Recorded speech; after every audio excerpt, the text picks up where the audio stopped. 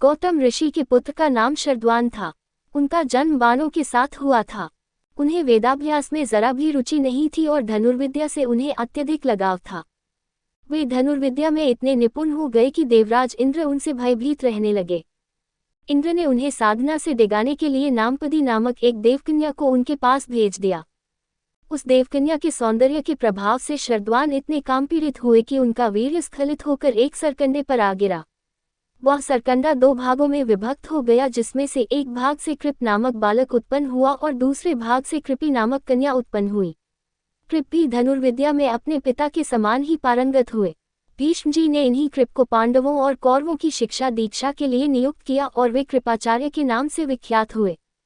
कृपाचार्य के द्वारा पांडवों तथा कौरवों की प्रारंभिक शिक्षा समाप्त होने के पश्चात अस्त्र शस्त्रों की विशेष शिक्षा के लिए भीष्म जी ने द्रोण नामक आचार्य को नियुक्त किया। इन द्रोणाचार्य जी की भी एक विशेष कथा है। एक बार भरद्वाज मुनि यज्ञ कर रहे थे। एक दिन वे गंगा नदी में स्नान कर रहे थे। वहां पर उन्होंने घृतार्ची नामक एक अप्सरा को गंगा स्नान कर निकलते हुए देख लिया। उस अप्सरा को देखकर उनके मन में काम वासना जागृत हुई और उनका वीर्य स्खलित हो गया, जिसे उन्होंने एक यज्ञ पात्र में रख दिया। कालांतर में उसी यज्ञ पात्र से द्रोण की उत्पत्ति हुई। द्रोण अपने पिता के आश्रम में ही रहते हुए चारों वेदों तथा अस्त्र शस्त्रों के ज्ञान में पारंगत हो गए। द्रोण के साथ प्रशत नामक राजा के पुत्र द्रुपद भी शिक्षा प्राप्त कर रहे थे तथा दोनों में प्रगाढ़ मैत्री हो गई।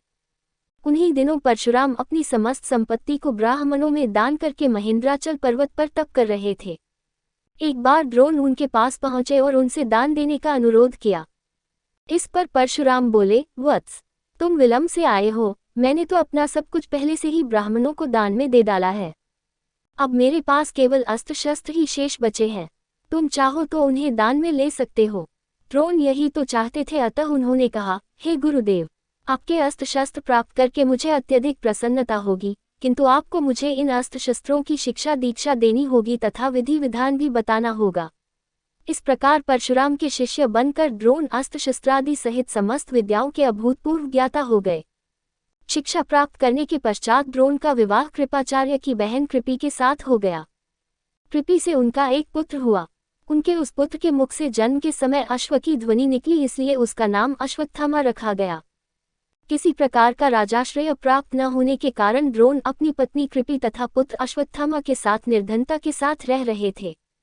एक दिन उनका पुत्र अश्वत्थामा दूध पीने के लिए मचल उठा, किंतु अपनी निर्धनता के कारण द्रोण पुत्र के लिए गाय के दूध की व्यवस्था न कर सके।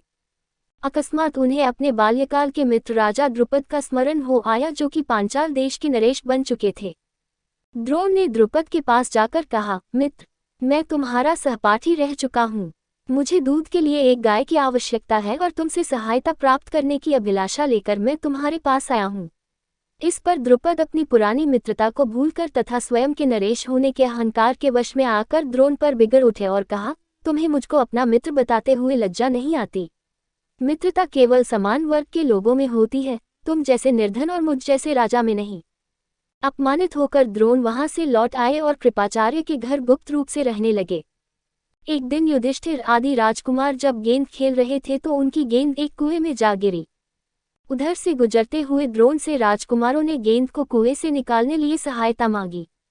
द्रोण ने कहा, यदि तुम लोग मेरे तथा मेरे परिवार के लिए भोजन का प्रबंध करो तो मैं तुम्हारा गेंद निकाल दूंगा। युधिष्ठिर बोले, देव, यदि हमारे पितामह की अनुमति होगी तो आप सदा के लिए भोजन पा सकेंगे। द्रोणाचार्य ने तत्काल एक मुट्ठी सीख लेकर उसे मंत्र से अभिमंत्रित किया और एक सीख से गेंद को छेदा। फिर दूसरे सीख से गेंद में फंसे सीख को छेदा। इस प्रकार सीख से सीख को छेदते हुए गेंद को कुएं से निकाल दिया। इस अद्भुत प्रयोग के विषय में तथा द्रोण के समस्त विषयों में प्रकांड पंडित होने के विषय में ज्ञात होने पर भीष्म पितामह ने उन्हें राजकुमारों के उच्च शिक्षा के नियुक्त कर राजाश्रय में ले लिया और वे द्रोणाचार्य के नाम से विख्यात हुए।